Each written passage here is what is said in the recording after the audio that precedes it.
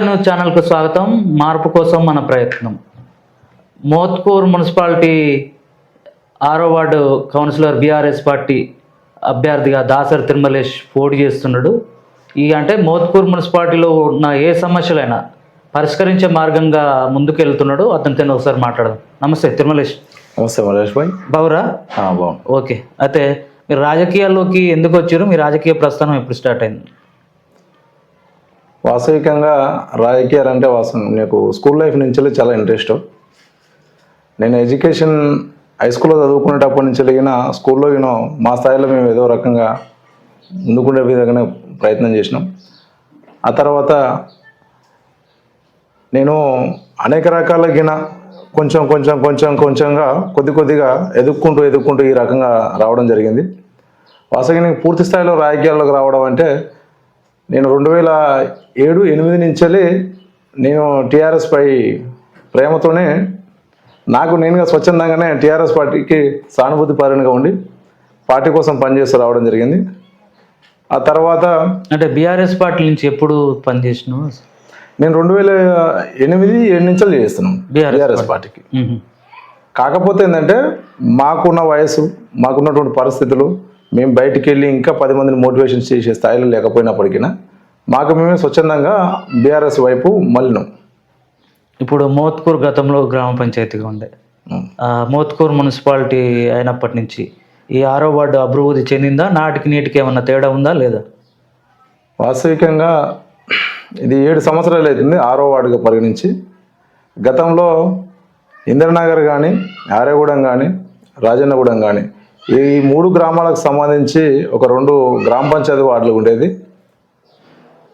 గత 60-70 సంవత్సరాల నుంచి కలిగిన అభివృద్ధికి నోచుకొని ఈ ప్రాంతం మున్సిపాలిటీ అయిన తర్వాత దశలుగా కొంచెం రూపం దాల్చుకుంది. మొత్తమే జరగలేదన్న పరిస్థితి ఏం లేదు.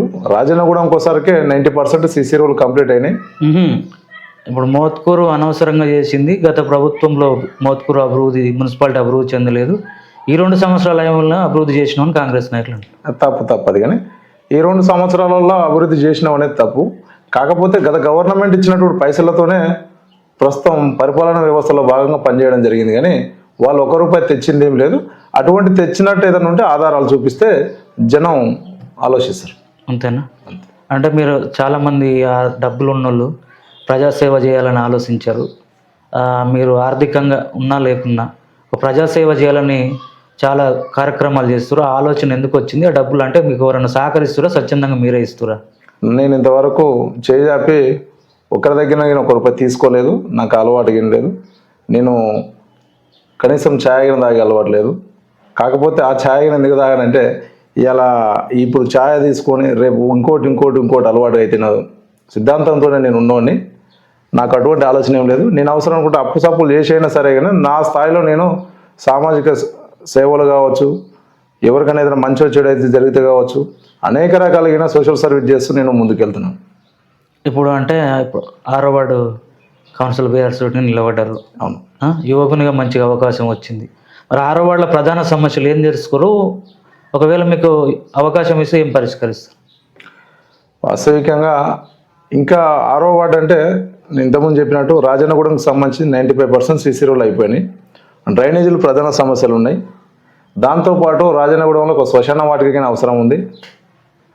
దాంతోపాటు ఇంద్రనగర్కి సంబంధించింది గత ప్రభుత్వంలో డ్రైన్లు అయినాయి, కొన్ని సీసీలు జరగడం జరిగింది. ఇంకా కూడా కొన్ని సీసీలు కానీ డ్రైనేజీలు కానీ చేయాల్సిన అవసరం ఉంది. వాటిని నాకు అవకాశం వస్తే పూర్తి స్థాయిలో చేయడంతో పాటు ఆర్యగూడెంకి సంబంధించింది మాత్రం పూర్తి స్థాయిలో ఇప్పుడు వాస్తవికంగా ఒక 30% ఆ ఊర్లో సీసీ చేయడం జరిగింది. సీసీలు ఇప్పుడు నాకు అవకాశం వస్తే నేను 1-2 సార్లు చెప్తున్నాను, నాకు అవకాశం వస్తే 1 to 3 ఇయర్స్లోనే పూర్తి స్థాయిలో, ఎందుకంటే నాకు ప్రభుత్వం నా వైపు లేకపోయినప్పటికీ నాకు పరిపాలన వ్యవస్థలో అనేక అంశాలపైన నాకు అవగాహన ఉన్నది. నేను పరిపాలన వ్యవస్థ అధికారులతో నేను తీసుకొచ్చే డబ్బులు తీసుకురావడంతో పాటు నేను ఎస్సీ రిజర్వేషన్ మా వార్డు హక్కుగా రావాల్సిన నిధులను పూర్తి స్థాయిలో పక్కదారి పట్టకుండా నా వార్డుకి తీసుకురావడం కోసం ప్రయత్నిస్తూ నాకు తెలిసిన ఎమ్మెల్సీలు కొంతమంది రాజ్యసభ సభ్యులు ఉన్నారు. వారిని కింద రిక్వెస్ట్ చేసి వాడి దగ్గర ఉన్నటువంటి ఫండ్ని కింద తీసుకొచ్చి ఈ వార్డును అభివృద్ధి చేయడం కోసం నేను నిరంతరం కృషి చేస్తా. నాకు కనుక ప్రజలు అవకాశం ఇస్తే 100% పూర్తి స్థాయిలో ఈ వార్డుపై మార్కు చూపించి నేను మంచి పేరు తెచ్చుకోవడం కోసం మాత్రం పనిచేస్తాను. మీకు ఏ పదవి లేదు, ఏ పదవి లేకున్నా ప్రజా సమస్యలు అధికారుల దృష్టికి వెళ్ళి పరిష్కరించాలి, ఎట్లా సాధ్యమవుతుంది? మన మంచి మనసే మన యొక్క వ్యక్తిత్వంతోనే అధికారులకి స్పందించడం జరుగుతుంది. వాస్తవికంగా చాలామందికి ఏదైనా అవకాశం వస్తుంది అంటే ఒక అధికారి స్పందిస్తున్నాడు అంటే కమర్షియల్ వైపు అడుగులు వేస్తారు. ప్రస్తుతం పాలిటిక్స్లో కొంతమేర అదే జరుగుతుంది. కొద్దిగా పోయినప్పుడు అయినా వ్యక్తిగత స్వలాభాల కోసం పనిచేస్తాడు. నాకు అటువంటి ఆలోచన లేదు. నాకు డబ్బుల వైపు కానీ ఆస్తుల వైపు కానీ ఇంకా సంపాదించుకోవాలి, ఇంకా ఉన్నతంగా బతకాలనే దాని లేదు. నాకు అవకాశం వచ్చింది, నేను ఇంకో 100 మందికి సాయం చేయాలి. గతంలో నేను చిన్నగా ఉన్నప్పుడు మాకు చిన్న సమస్య ఉన్నా మేము ఇంకో దగ్గర పోవాలంటే అనేక తీవ్ర ఇబ్బందులు వాటి చూసిన వాళ్ళం మేము. మా వైపు అనేక మందికి అటువంటి ఇబ్బందులు పడ్డారు. కాకపోతే నేను పాలిటిక్స్లోకి రావడానికి నాకు ప్రధాన కారణం కదే, మనం ఇంకొకరి దగ్గర పోవడం కాదు, మనమే ఇంకొకరి దగ్గరికి పోయి పనులు చేయించాలనే కాదన్న. వాస్తవికంగా ఇప్పుడు మోత్కూరులో ప్రధాన సమస్య ఒకటి ఉన్నది. మోత్కూరు మున్సిపాలిటీలో 645 ఇళ్లను ప్రొబిడేవిట్లో పెట్టడం జరిగింది. ఈ ప్రభుత్వం 2025 10వ నెల 9 నెలల నుంచి ప్రక్రియ స్టార్ట్ చేసి 10వ నెలలో పెట్టడం జరిగింది. సుమారుగా 4 నెలలు అవుతుంది. దానికి సంబంధించిన నిషేధిత జాబితాకు సంబంధించిన బయట పెట్టిన వ్యక్తిని నేనే ఎమ్మెల్యే గారికి, మాజీ ఎమ్మెల్యే గారికి తీసుకుపోయి చెప్పడం జరిగింది. ఎందుకంటే మా వాయిస్ చిన్నగా అవుతుంది, ఎమ్మెల్యే గారు మాట్లాడితే చాలా పెద్ద వాయిస్ పోతే స్టేట్ లెవెల్లో న్యూస్ పోతాయనే ఉద్దేశంతో ఎమ్మెల్యే గారితో మాట్లాడించడం జరిగింది. ఇదే కాకుండా గ్రామ పంచాయతీలకు సంబంధించినటువంటి 10 మోత్కూరు మండలంలో ఉన్న 10 గ్రామ పంచాయతీలకు సంబంధించిన విలేజ్లో ఇదే జాబితాలో పెట్టడం జరిగింది. కాకపోతే ఇప్పుడు కొంతమంది లీడర్లు ఏం చేస్తారంటే ఇది 5-6 ఏళ్ల కింద పెట్టిరట అని చెప్పేసి వాళ్ళ వ్యక్తిగత స్వలాభాల కోసం, వాళ్ళ పబ్బం కప్పుకోవడం కోసం ఈ స్థానిక ఎలక్షన్ల నుంచి పబ్లిక్ను డైవర్షన్ చేయడం కోసం మాట్లాడుతుండ్రు. దానిపైన మేము తీవ్ర స్థాయిలో ఫైట్ చేస్తాం. అవకాశం ఉంటే మేము నిరంతరం 24 గంటలు దానికోసం పోరాటం కోసం సిద్ధంగా ఉన్నాం. దాంతోపాటు ఈ వార్డులో ప్రధానంగా కోతుల సమస్య ఉంది. నాకు రేపు అవకాశం వచ్చిన వెంటనే కంపల్సరీ కోతులను మొత్తం పూర్తి స్థాయిలో పట్టిస్తాం.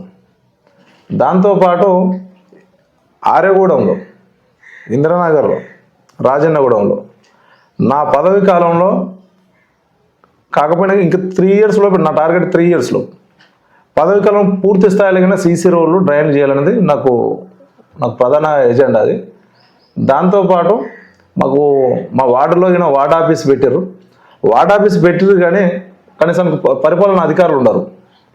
పరిపాలన అధికారులు ఉండే విధంగా చూస్తాం.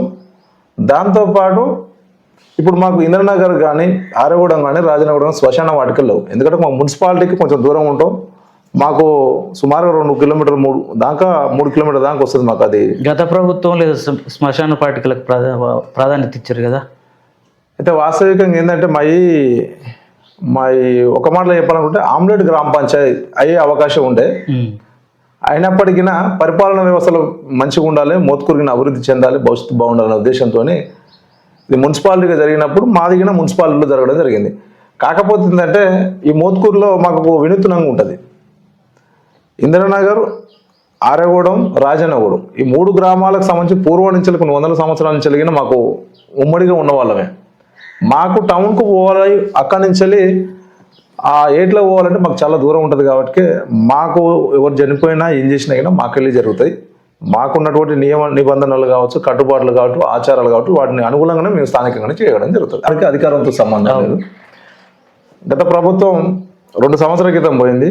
ప్రస్తుతం ఈ ప్రభుత్వంలో నేను ఒక 50-60 సంవత్సరాల నుంచి మేము తీవ్రంగా ఇబ్బంది పడుతుంది. అసలు రేషన్ వ్యవస్థ వచ్చిన కాంచెలు ఇప్పటిదాకా మేము ఆరగూడెం పోయి రేషన్ బియ్యం తీసుకుంటున్నాం. నేనే, నాకు ఎవరు చెప్పకపోయినప్పటికీ నేనే నా ప్రాంతానికి సేవ చేయాలనే ఉద్దేశంతో రేషన్ షాప్ ఇక్కడ సబ్ సెంటర్ పెట్టడం జరిగింది. రాజన్నగూడెం వాళ్ళు మోత్కూరు పోవడం జరిగింది, వాళ్ళకి రేషన్ షాప్ సబ్ సెంటర్ పెట్టడం జరిగింది. దాంతోపాటు మేము అధికారుల దృష్టికి తీసుకుపోయి మేము పోలింగ్ బూత్కు సంబంధించింది ఆరగూడెం పోవాలంటే సుమారు 2 కిలోమీటర్లు, మాకు 3 కిలోమీటర్ల దానికి వస్తుంది. ఇబ్బంది అవుతున్న పరిస్థితిని గమనించి అధికారుల దగ్గర తీసుకపోతే ఎలక్షన్ బూత్ తొలిసారి ఇదేసారి ఫస్ట్ టైం ఇంద్రనగర్లో ఎలక్షన్ బూత్ పెట్టడం జరుగుతుంది. నాకు పదవితో సంబంధం లేదు కదా, ప్రభుత్వాలతో సంబంధం లేదు కదా, అయినా అవకాశం ఉంది, చేసినది. ఇదే కాదు, రాజన్నగూడెంలో గతంలో నీటి సమస్య తీవ్రమైన సమస్యలు ఉండేది. వాటర్ ట్యాంకర్ రెండు ట్యాంకర్లు వస్తే కానీ ఆ ఊళ్ళో నీళ్ళు సరిపోకపోయేది. నా మిత్రులు కొంతమంది చెప్తే నేను కొంతమంది అధికారుల దగ్గర పోయి మాట్లాడితే జరిగితే వాళ్ళతో ఇది ఇప్పుడంతా జరగని పని అన్నప్పుడు నేను మా సొంత డబ్బులు తయారు చేసుకొని వేరే వాళ్ళ దగ్గర నుంచి పైసలు అడుక్కొని తీసుకుపోయి అక్కడ మేము వెంకటేశ్వర కాలనీ ముంగట పంప్ సెట్ పెట్టించినాం. మిషన్ భగీరథ పైప్ లైన్ పెడితే అది పంపు లిఫ్ట్ చేస్తే రాజనగరం ట్యాంక్ మీద పోసి 7 years అవుతుంది. మేము 8 సంవత్సరాలు అవుతుంది ఇంచుమించుగా. అంటే నాకు పదవి వస్తుంది, ఊరికి నేను ప్రజాప్రతినిధి అవుతా, లేకపోతే ఇక్కడ నాకు ఓట్లు వస్తారని కాదు. ఆ రోజు వాస్తవికంగా 6వ వార్డు అనేదే లేదు. ఆ రోజు నేను అది పెట్టించిన రోజు. కాకపోతే ఏంటంటే అదృష్టం ఎట్లా వస్తుందో ఏం కథ అనేది అనుకుంటే ప్రజలకు సేవ చేయాలనే ఆలోచన అటువంటిది. నా సేవల విషయాలకు వస్తే అనేకం ఉన్నాయి. నేను కాదు, మాకు సంబంధించిన మూతుకులు ఓలడిగినా నేను నేర్చుకుంటున్న విషయం చెప్తారు. కాకపోతే ప్రజలు నన్ను ఆశీర్వదిస్తే ఏ మోత్కూరులో ఉన్నటువంటి 12 వార్డుల కంటే మెరుగైన పరిపాలన మా ప్రాంతాన్ని తీసుకురావడం కోసం నేను మాత్రం ప్రయత్నం చేస్తాను. దాంతోపాటు ఈ ప్రాంతానికి సంబంధించిన అనేక సమస్యలు ఉన్నాయి. మా దగ్గర నేను చెప్పినాను ఇంతకుముందు గీన మీకు శ్మశాన వాటికలకు సంబంధించిన ప్రధానంగా ఉన్నాయి. సీసీ రోడ్లు డ్రైనేజీలకు సంబంధించిన చేయాల్సినవి ఉన్నాయి. దాంతోపాటు గత ప్రభుత్వంలో సీసీ రోడ్లు డ్రైనేజ్ కాలేదా? అయినాయి పూర్తి స్థాయిలో 100 సంవత్సరాలు అని చెప్తున్నాను కదా. మా ఊర్లో ఏర్పడి సుమారుగా 100 సంవత్సరాలు 60-70 సంవత్సరాల పైచలకు ఉన్నది మా కాలనీ. మేము ఆరగూడ నుంచి ఇక్కడ వచ్చినాం. మాకు అక్కడ కనీసం 100 సంవత్సరాల నుంచి ఉన్నది, మా తరాల నుంచి ఉన్నది. కాకపోతే ఏంటంటే గతంలో మాపై వివక్ష నడిచింది, ఇప్పుడు కాలే. సాధ్యమైనంత కొంతమేర పని అయింది. నేను పూర్తి స్థాయిలో చేయడం కోసం నాకు ఉన్నటువంటి ఆలోచన విధానంతోనే అధికారుల దగ్గర తీసుకుపోతాను. ఎస్సీ రిజర్వ్ కూడా ఇది మాకు సంబంధించి హక్కుగా రావాల్సిన ప్రతి రూపాయిని తీసుకొచ్చి పెట్టడంతో పాటు ఎమ్మెల్సీ నేను రాజ్యసభ సభ్యుల దగ్గర నేను కంపల్సరీ తీసుకొచ్చి డెవలప్మెంట్ చేయడం కోసం పనిచేస్తా. దాంతోపాటు ఆరగూడెంలో ఒకటి 11 kV వైర్ అనేది ఒకటి ఉంది. ఆ ఊరిలో అందరి సలహాతోనే అది తీసేస్తాం పూర్తి స్థాయిలో. దాంతోపాటు నేను గెలిస్తే నా వార్డులో ప్రతి 3 నెలలకు ఒకసారి వార్డు సమావేశాలు పెడతాం. నేను అభివృద్ధి చేయాలనుకుంటే ఏదన్నా సంక్షేమ పథకాలు అభివృద్ధి కార్యక్రమాలకు సంబంధించి ఏది తీసుకొచ్చినా పబ్లిక్ ముందులో చెప్పి పబ్లిక్ అందరి మనకు సంబంధించిన గ్రామాలకు సంబంధించిన పెద్ద మనుషుల ఒపీనియన్ ప్రకారం అందరి ఆలోచన విధానం ప్రకారం నేను పనిచేయడం కోసం ప్రయత్నం చేస్తాను. ఇంకా మా ఇంద్రనగర్కి వచ్చేసరికి చాలామందికి ఆర్థికంగా చాలామందికి ఇబ్బందులు ఉన్నాయి. ఒక్కొక్క ఇంట్లో 2, 3, 4 ఉండే పరిస్థితికి ఉన్నది. మాకు చిన్న కుటుంబాలు, మాకు కష్టం చేస్తే కుటుంబం పూట గడుస్తుంది, కానీ ఇంకో ఫ్లాట్ కొనుక్కోవాలి, ఇంకో ఇల్లు కొనుక్కోవాలన్నా తీవ్రమైన ఇబ్బంది అవుతుంది. నేను చాలా సంవత్సరాలుగా నేను అనుకుంటున్నాను. ఇది ఇప్పుడే కాదు, నేను చాలా ముందు చూపుతూనే ఆలోచన చేస్తున్నా. నేను ఎట్టి పరిస్థితిలో నేను గెలిచిన తర్వాత ఇంద్రనగర్ కాలనీకి సంబంధించిన అందుబాటులో ఉన్న భూములను ప్రతి ఒక్క అర్హులైన ప్రతి ఒక్కరికి ఫ్లాట్ ఇప్పించడం కోసం నేను ప్రయత్నం చేస్తాను. ఇది నాకు అవకాశం ఇస్తే మా ప్రాంతానికి ఇది ఒక గొప్ప సేవగా భావిస్తున్నాను. ఎందుకంటే ఒక కాలనీలో ఏర్పాటైతే పక్కన అటువంటి అవకాశం ఉంది. నేను అన్న మలేషన వాస్తవికంగా నేను ఏదో ఆషామాషగా ఏం లేను. నాకు 37 years సుమారుగా అటు ఇటుగా. కాకపోతే ఏంటంటే నాకు ప్రజాసేవ చేయాలి, పబ్లిక్లో మనకంటూ ఒక మంచి పేరు తీసుకొని రావాలనే ఉద్దేశంతోనే చేస్తున్నాం. కానీ ఇక మనం ఇట్లా చేస్తాం, మనం అట్లా చేస్తాం అని కాదు, 100% చేసే తీరుతాం. అభివృద్ధి అనేది ఏందో చూపిస్తాం. సంక్షేమ పథకాలు 4 ఇండ్లు వస్తే నేను ఇంకా 10 ఇండ్లు ఎక్కువనే పట్టుకొస్తా, కానీ ఇంకా 2 తక్కువ రావు మన దగ్గరకు ఉంటే. మాకు అవకాశం వస్తే కొట్లాడి తీసుకురా. సరే మర్చిపోతాను. ప్రధానంగా మాకు ఇక్కడ హెల్త్ సబ్ సెంటర్ ఏర్పాటు చేయడం కోసం ప్రయత్నం చేస్తా స్థానిక. ఎందుకంటే మాకు కొంచెం కొంచెం గ్రామాలు కొంచెం టౌన్కి కొంచెం దూరంగా ఉంటాయి కాబట్టి మాకు ఇక్కడ బస్సుల సౌకర్యం, రవాణా సౌకర్యం ఉండదు అటు ఆరగూడెం నుంచి. కానీ ఇటు సైడ్ నేను ఇక్కడ ప్రతి 6 నెలలకు ఒకసారి సుమారుగా హెల్త్ సబ్ సెంటర్లు నా సొంత డబ్బులతో పెట్టి నేను ఏర్పాటు చేపిస్తాను నాకు అవకాశం వస్తుంది. ఎందుకంటే వృద్ధులు ఉంటారు, అనేక మంది పబ్లిక్ ఉంటారు. మన సొంతలో హాస్పిటల్ పోవాలంటే ఏదైనా ప్రాబ్లం అంటే ఏదో మామూలుగా గోలేసుకొని చెప్పడం అనుకుంటాం. నేను అటువంటి పరిస్థితి కాదు. వాళ్ళకు పూర్తి స్థాయిలో వైద్యం దగ్గర తీసుకురావడం కోసం నా వంతుకు పనిచేస్తా. దీంతోపాటు మా ప్రాంతంలోకి సంబంధించినటువంటి పిల్లలకి నేను గతంలో వాస్తవికంగా లాస్ట్ టైం నేను ఎస్సీ ఇది వార్డు ఎస్సీ అవుతుంది అనుకున్నాం, అది కాలేకపోయింది, ఎస్టీ జరగడం జరిగింది. అయినా నేను ఎక్కడికైనా నేను చేయలేదు. గవర్నమెంట్ పోయినా ఉన్నా నేను పార్టీ కోసం పనిచేసినాం. అయినప్పటికీ నిరంతరం పబ్లిక్లో ఉన్నాం. ఎవరి సమస్యలు ఉన్నా మన సమస్యలు పనిచేసినాం. ఇప్పటికి గిన నాకు ఎవరన్నా పలానా వ్యక్తికి సమస్య ఉంది అని చెప్పిండు అనుకో, నేను ఆ వ్యక్తి నాకు చెప్పాల్సిన అవసరం, నా దృష్టికి వస్తే నేను ఎమ్మటి అధికారుల దగ్గర పోతా, వాళ్ళ సమస్య పరిష్కారం చేస్తా. ఆ తర్వాత తెలుస్తుంది వాళ్ళకి, అరే మరి నాకు తెలియకుండా పోయి ఎట్లా అయిందంటే పలానోడు పోయి చేసి వచ్చినట్లు. కాబట్టి నా కోసం నేను పెద్దగా నేను గెలుపోవటంల గురించి పెద్దగా నేను బాధపడను.